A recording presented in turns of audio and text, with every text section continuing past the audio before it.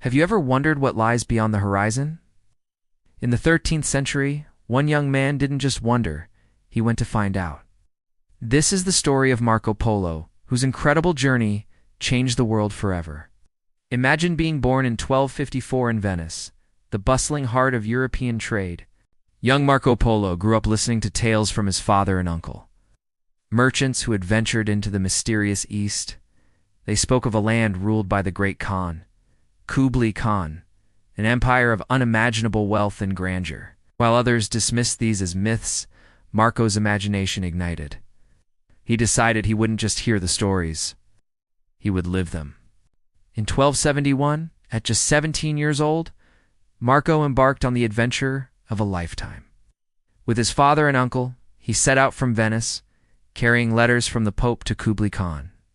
Their journey began by sea, but soon they were trekking over land into lands that were both dangerous and unknown. Their path took them through the scorching Persian deserts, where bandits roamed and sandstorms could swallow caravans whole. Marco, ever the keen observer, learned languages and meticulously documented everything he saw. He wrote, "The sands stretched endlessly, as if the world itself were made of gold dust." From the desert, they ascended into the Pamir mountains, the roof of the world. Here they faced blizzards and treacherous narrow passes where a single misstep meant certain death. But they pushed on, connecting with the legendary Silk Road. After the mountains came an even greater challenge, the vast Gobi Desert. A month-long crossing, with rations dwindling and eerie winds that were said to be spirits luring travelers to their doom. Many turned back, but the Polos persevered, their destination now tantalizingly close. Finally, after 4 grueling years, they arrived at the summer palace of Kublai Khan. What they saw was beyond anything a European could imagine. Golden halls, silk banners, and ambassadors from every corner of the known world. The young and intelligent Marco quickly impressed the great Khan, took a liking to him, and appointed him to his court. For the next 17 years, Marco Polo served the Khan, traveling across an empire far more advanced than Europe. He was astounded by what he witnessed. Paper money used centuries before it appeared in the West. Black stones, coal that burned hotter than wood. And magnificent cities like Hangzhou, which he described as being larger than Venice, with thousands of bridges, paved roads, and public baths. He acted as the Khan's personal envoy, reporting on the vastness of his realm.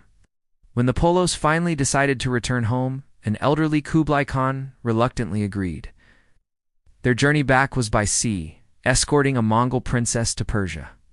It was a perilous voyage. Storms and disease took a heavy toll.